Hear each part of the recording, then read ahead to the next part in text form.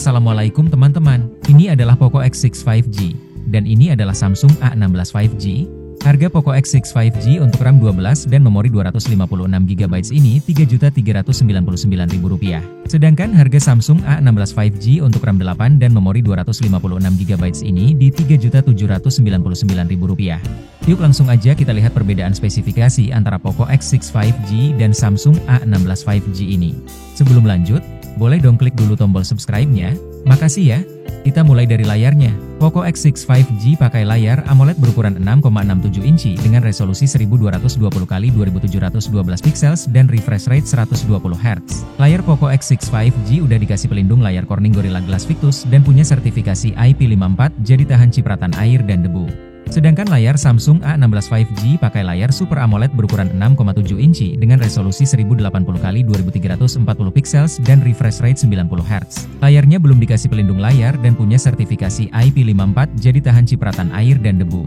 Lanjut ke operating systemnya. Poco X6 5G pakai operating system Android 13 dengan MIUI 14 for Poco. Samsung A16 5G pakai operating system Android 14 dengan One UI 6. Lanjut lagi ke chipsetnya.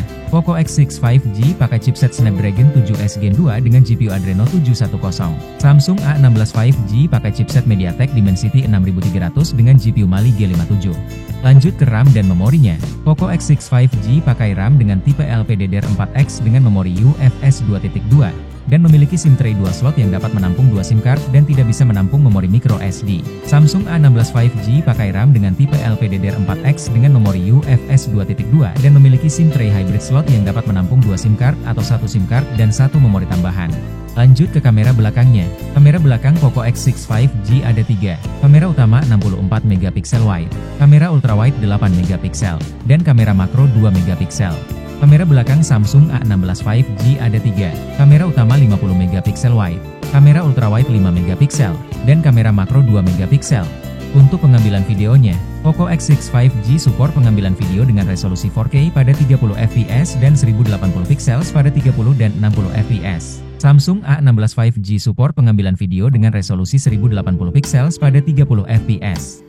Sekarang kita ke kamera depannya. Kamera depan Poco X6 5G punya resolusi 16MP dan support pengambilan video dengan resolusi 1080 pixel pada 30 dan 60fps. Kamera depan Samsung A16 5G punya resolusi 13MP dan untuk pengambilan video support di resolusi 1080 pixels pada 30fps.